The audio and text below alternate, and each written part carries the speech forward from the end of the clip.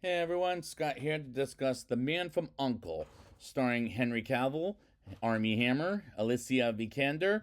Elizabeth Debicki, Jared Harris, and Hugh Grant, directed by Guy Ritchie. Now, before I get into this, I must make an announcement about In the Gray, which is Guy Ritchie's next movie. It got pushed back, but I will continue doing these reviews until I get to the end, which is the Ministry of Ungentlemanly Warfare. And in the meantime, I will wait for In the Gray to come with a trailer or see when the movie comes out or whatever. So here we go. Let's continue this. Let's get into the movie. It's 1963 in Berlin as the audience meets CIA agent Napoleon Solo, played by Henry Cavill, touring around Italy until he meets Gabby, played by Alicia Vikander, and chats with her about her real father and asks her to see Uncle Rudy, played by Sylvester Groth, and she drives him as he's hiding from a Russian spy named Ilya Kuryakin, something like that. Forgive me if I said that wrong. Played by Armie Hammer, who's following them on the highway, and Solo, as I'm going to call him for the rest of the show, Solo finds a way to ditch Ilya as he turns around to find him with Gabby, and Solo shoots the car, but not Ilya, and Ilya learns about Solo as a spy. And I like the way director Guy Ritchie gets the audience to know the characters, as they're very good, and they pull off their accents pretty well done. Ilya learns Solo and Gabby are on the move as he goes after the car and tries to stop it, but he can't, and they eventually get away as Solo and Gabby get stopped by two buildings close together, and Ilya looks for them as Solo gets a hold of Agent Jones,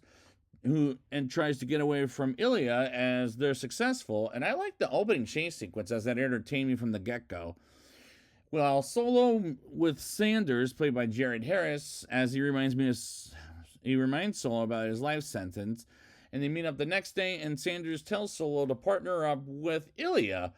as they settle their differences in the bathroom. And the bathroom scene is ironic because they tried to get away from Ilya, but now has no choice but to work together. And how many movies have I seen with that plot? As it's not original, but this works in an entertaining way. Solo and Ilya find out their mission as with Uncle Rudy, as well as Alexander, played by Luca Calvini, as Gabby finds out the Americans are working with the Russians, while Ilya is her fiance, in order to get to Victoria, who is the real villain and played by Elizabeth Debicki. And they try to on different clothes, and the costume designing is pretty good as Solo gets to Rome, which is in Italy, as Ilya and Gabby hang as a couple while Solo checks in with at a fancy hotel.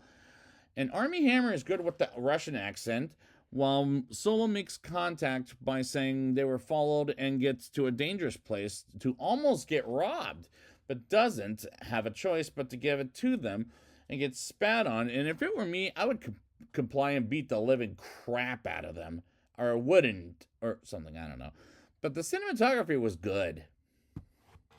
Ilya focuses on playing chess on his own while Gabby wants to dance and asks Ilya to dance with her, but he doesn't want to and makes a lot of noises in the hotel room while the maid can hear it to the point she falls asleep on him, and he puts her to bed while Solo has champagne with the hotel clerk till the next morning. And the chemistry between the three actors, Henry Cavill, Armie Hammer, and Alicia Vikander, is pretty well done by the actors, as the plot is entertaining me thus far. Solo goes to the party and meets Victoria and chats with her for a little bit, and he's slippery with his hands, and they bump into Ilya and Gabby, as well as they meet Waverly, played by Hugh Grant, as he notices how slippery Solo is with his hands, while Ilya and Gabby visit her Uncle Rudy at a racetrack. And Uncle Rudy comes off like a jackass, and Ilya almost wants to punch him, but he excuses himself and tries to use the sink in the bathroom, but he's told to use the girls' restroom and beats them off screen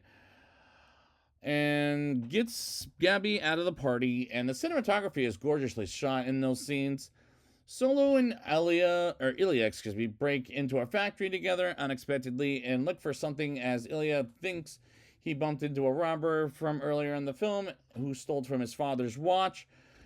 As the lights go back on, and because Ilya turned them off earlier in the scene, and they open the safe and the alarm goes off and get into a gunfight till they jump out the window and they get on a boat, and this action scene continues until Solo finds a way out of there. And there were times the movie was humorous in a way it was clever. Ilya almost drowns until Solo saves his life, and Victoria learns she was robbed while calling Solo's room, as she's led to believe he stole something from her, while Uncle Rudy calls Gabby to apologize to Ilya,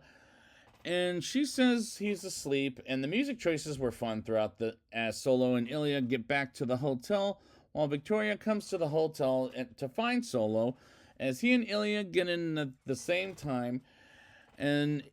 Ilya listens to Solo's room, and next day comes, Gabby goes with her,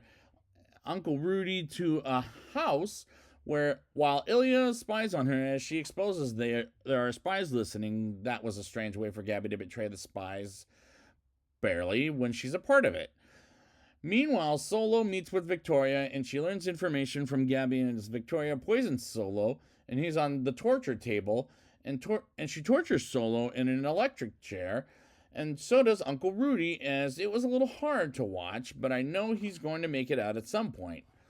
Ilya saves Solo's life, and they get everything out of Uncle Rudy until they go outside and to talk, and sees he committed suicide,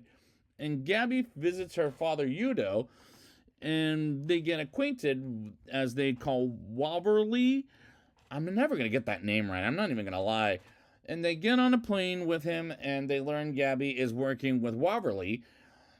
while she's near Victoria, and they need Solo and Ilya to find Gabby, as Victoria imprisons her because Gabby's father works for Victoria, and the spies go to Victoria's castle, and they shoot Udo dead, as I didn't know the characters, so he didn't matter to me, as I'm so far more entertained by this movie than anything Michael frickin' Bay has made as far as action movies goes. Solo and Ilya look for Gabby while Solo retrieves Ilya's father's watch, while Alexander takes Gabby to somewhere, and Solo follows behind, as does Ilya, and they find a shortcut to get to Gabby, as Alexander puts her as well as himself in the water and almost sink until they get out of there, and they catch up to them and make them roll over, as Solo gets attacked by Alexander while Ilya gets up and throws the motorcycle at Alexander, and Solo stabs him, and they save Gabby's life as she shakes, and Waverly brings them to a ship to find Victoria's ship, as they give her a message, and they find her right away, which my only critique is how much that was convenient, to the point it didn't make sense. Victoria responds to the message, and Solo finds a way to make a clever move on Victoria by sending a nuclear bomb to her boat, and they blow up rather too quickly, and they pack up to go home, and I feel like Ilya and Gabby fell for each other, while Ilya's learned Solo has the disc to control the world, and after the call, he tears the room into pieces, which felt intense, as Ilya almost fights Solo until he gives Ilya's father's watch back, and they burn the disc and have a drink, and they keep the team together with the code name Uncle. And the climax was fun for a movie that was based on a TV show, as it was entertaining me from start to finish. But how entertained was I? Let's find out in a rating, shall we? I'll give this movie a 7.5 out of 10. I do like the characters, as Armie Hammer does a good Russian accent, and Henry Cavill pulls off an American accent pretty good as well, as they, with Alicia Vikander, is pretty well done, and this plot is entertaining me from start to finish, as I was entertained throughout the movie. The cinematography was gorgeously shot at some points, but it was really good, and there were times the movie was humorous in a way it was clever, and the action scenes were done much better than anything Michael frickin' Bay has made us as far as action sequences goes, in my opinion. The music choices were fun throughout the movie, as the movie was a hell of a lot of fun, and director Guy Ritchie knows how to have fun with material from his mind to an old story to an old TV show, which was what this movie was based on. And this is a recommendation for this movie, as the movie was a hell of a lot of fun, and at the end of the day, I had a good time viewing this film, so yeah, this was a pretty good movie. So I would like to thank you guys for joining me, and next time we'll be back with King Arthur, Legend of the Sword, another King Arthur film after, last year? And until then, my code name is Uncle.